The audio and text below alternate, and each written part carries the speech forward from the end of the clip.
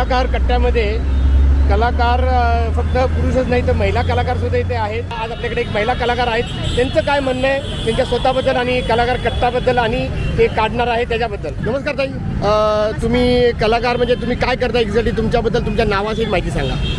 माझं नाव आम्रपाली साबळे आहे आणि मी पोर्ट्रेट पेंटिंग करते आणि सगळ्या प्रकारचे पेंटिंग्स मला येतात.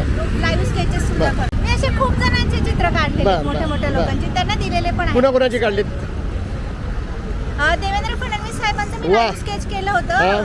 गुडलक चौकामध्ये कलाकार कट्टा ही अभिनव संकल्पना मांडली आणि त्या कलाकार कट्ट्यावरती आता कलाकारांचं माहेरघर झालंय. तिथेच एक पोर्ट्रेट आर्टिस्ट बसते, आम्रपाली साबळे तिथे उपस्थित आहे. सर ती आपलं लाईव्ह पोर्ट्रेट काढते आणि 1 तासात कार्यक्रम संपेल तेव्हा ती आपल्याला ते गिफ्ट देणार आहे. लाईव्ह पेंटिंग ऑइल पेंटिंग एका तासात त्यांना स्टेजवर गिफ्ट केलं. त्यांना तुम्ही स्टेजवर दिलं?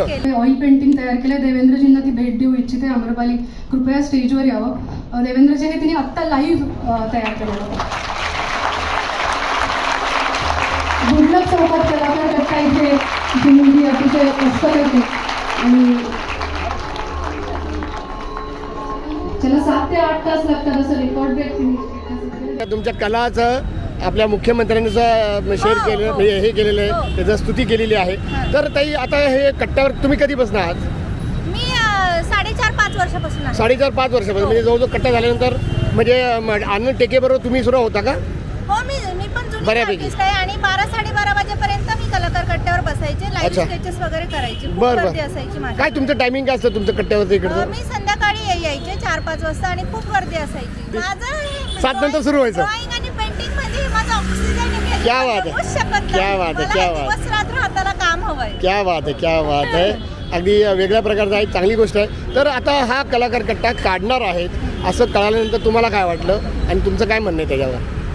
हा कलाकार कट्टा काढणार आहे त्याचं कारण ते सांगतायत की ट्रॅफिक आहे, पण ट्रॅफिक तरी ते काहीच नाही आहे. मी 4-5 वर्ष झाले तर काम करते, मला तर ट्रॅफिक नाही कधी जाम झालं नाही का? मी लोकांना विचारलं ट्रॅफिकमुळे हे कलाकार कट्टा काढणार. लोकही म्हणतात ट्रॅफिकचा काही प्रॉब्लेम नाहीये. नाही पण आता आयुक्त असं बघून गेले आणि कदाचित राजकीय दबावामुळे का काय होईना ते काढण्यात येईल. तर तुमचं काय म्हणणं आहे याच्यावर, काय करावं? हा कलाकार कट्टा नाही काढला पाहिजे. मग यांना 3-4 वर्ष हा प्रॉब्लेम का नाही दिसला ट्रॅफिकचा? मग आताच का हा प्रश्न दिसतो त्यांना की कलाकार कट्टा काढला पाहिजे? आणि कलाकार कट्टा काढल्याने काय होणार आहे? ट्रॅफिक थोडी हे होणार आहे.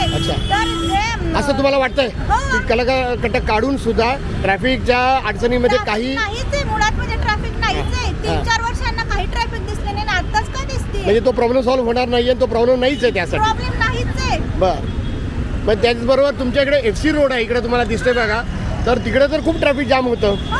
मग तिकडच्या फुटपाथची काय कंडिशन आहे? तिकडे जर ट्रॅफिक होत असेल तर तिकडे तुम्ही नियोजन करा ना तुमचं, पण इथे का तुम्ही हे करताय ना? बरं. मग एक आयुक्तांना तुम्ही काय आग्रह करणार आणि नंतर नागरिकांना तुमची काय विनंती असणार? की हा कलाकार कट्टा खूप इथे दिवस रात्र मेहनत करून हा कलाकार कट्टा इतका फेमस झालेला आहे, खूप मेहनत केलेली आहे, तर हा कलाकार कट्टा नाही काढला पाहिजे ना, अशी माझी नम्र विनंती आहे. आणि जर कलाकार कट्टा काढणार असेल तर आम्ही सुद्धा लोकशाही पद्धतीने तीव्र आंदोलन करू. आम्ही शांत बसणार नाही. हा TV10 लाईव्ह चॅनल आहे, लाईक, सबस्क्राईब आणि शेअर करा. क्या बात. धन्यवाद मॅडम.